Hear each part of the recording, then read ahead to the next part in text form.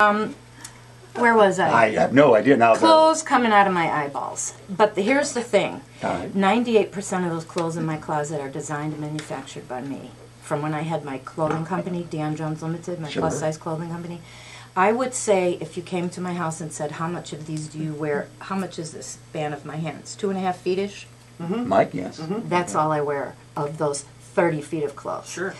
And they're like my kids. I'm emotionally attached to them because I created each and every one. Oh, sure. And all my friends are confident that as soon as I get the screenplay rewritten and put it in the pipeline and shop it around, I have a couple offers, but they're waiting for me to get it another rewrite. So anyway, these clothes will appear in the movie, and it's not like I can't recreate several more collections, but it's like, when do I cut the thread? When do I cut the thread of these clothes and just let them go? It's a Dr. Phil show you're doing. I know, and Ruth wrote me back the most wonderful email, and she said, you have obviously put a lot of thought into this. Thank you for your thought. And she said, perhaps, perhaps next year. So now I have one whole year to absolutely go through everything and just weed it all down to maybe 5 feet. Because the frock swap is ideally suited. It's like career ladies. Don't make me feel guilty. I'll make them back the truck up to my house. Major interview. They're going to work up in Lincolnshire starting tomorrow or something like that. They want that high quality stuff, don't they?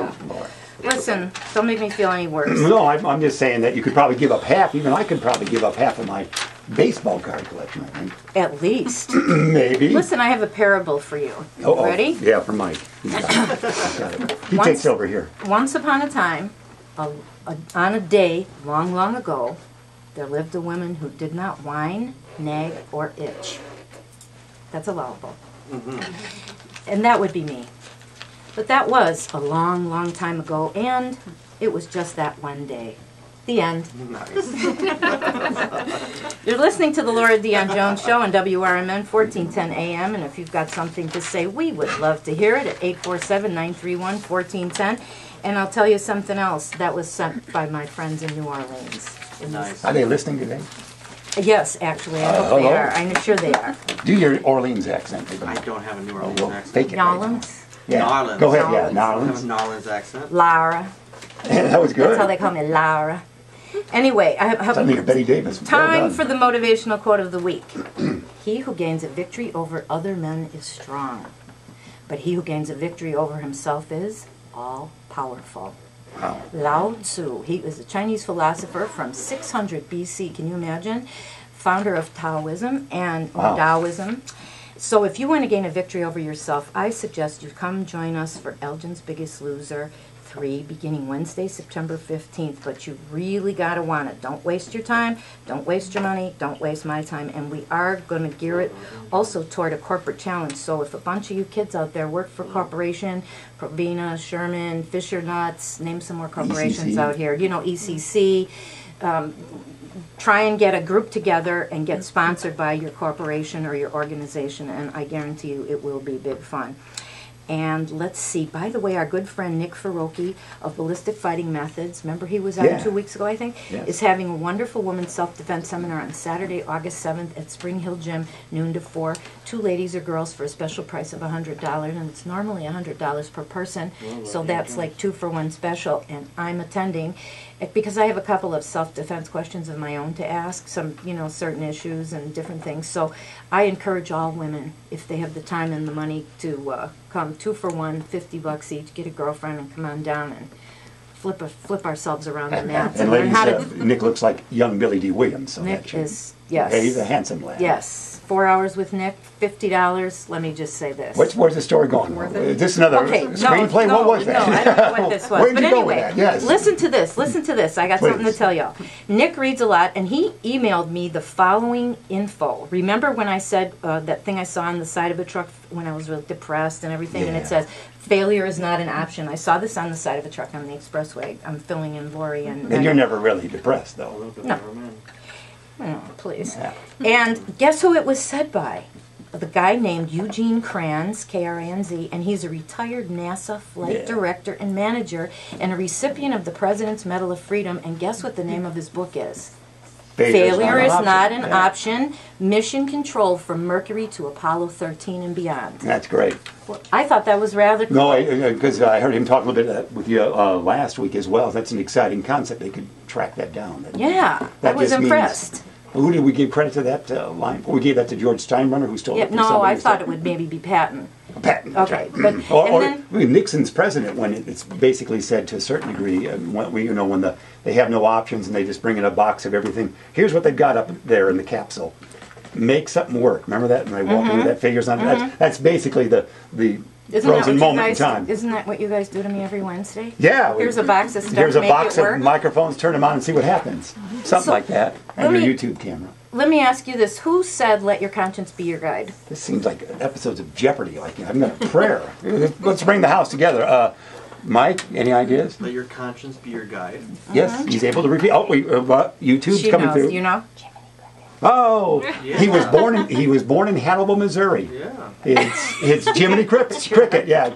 Jiminy Cricket? Jiminy Cricket. You know the story of Jiminy Cricket, the boys? Oh, please tell me. Well, please enlighten us. Disney loved him, and what was his name, George? Jiminy Cricket's real name? But he was a big star. But he is born in Hannibal, Mo, as is your lady that was on the Titanic that you associate yourself with.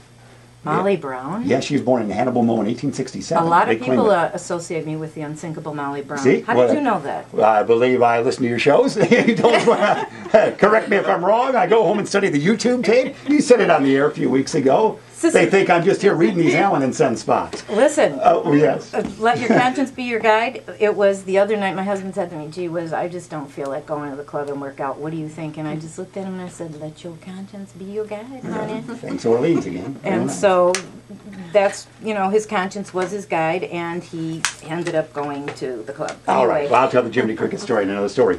So you got to get back to, because you have these great guests. I know.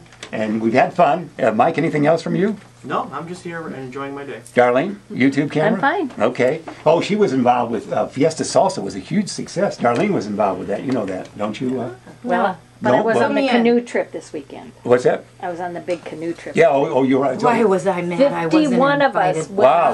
I was you on a big so canoe? jealous. Well, Speak into the mic. Where did you that's go? right. 51 of us went on the trip. Did you? I thought you were at the Fiesta Salsa, weren't you? I'm on the committee, and I ran Fiesta. And you weren't there on Saturday I at ran the 95 Salsa degrees? Challenge for 7 years. Yes. But I begged off this year and gave it off to Ruth Munson to run. Laura was there. Well, I mean, she was there We participating. won a prize. That's right. I know You won you the did. best booth decoration. You did? Yes, they No, did. good decorator. Our salsa was horrible. I make fabulous salsa next year. Let's team up. It was Pittsburgh style. It just wasn't to Chicago taste. Yeah, that But that's Pittsburgh okay, I because a want lot of some times salsa. the unusual ones win. Yeah. Yeah, they were all good. It was a great event. It was, again, the nonprofits. A restaurant represented all your nonprofits in the city. And like the YWCA and senior services, things like that. And they competed. So we got to get to the guests, don't we? Yes, we do. All Let right. me introduce you to our first guest today, who is Laurie Faith Gibson-Aiello, Mrs. Illinois 2008, and our most famous, well-known community activist. And she's also a funding director of Elgin Community Garden Network, which we also have to talk about too, because I have some ideas on that. But her special interest is also ending childhood obesity. So Laurie's involved in the arts as a performer, and we have a whole lot in common. And welcome to the Laura Dion-Jones Show. And now it's your turn to tell us about yourself. Oh, great. Thank What you. can you tell us? Thank you for having me on. Are you kidding? Thank you for coming. I'm delirious that you're here. Well, I've enjoyed your show. Was it 6-7 months now? How long have you been on? This is my 36th show, is it not? Yay. 35, 5, 6. What? 6, 36.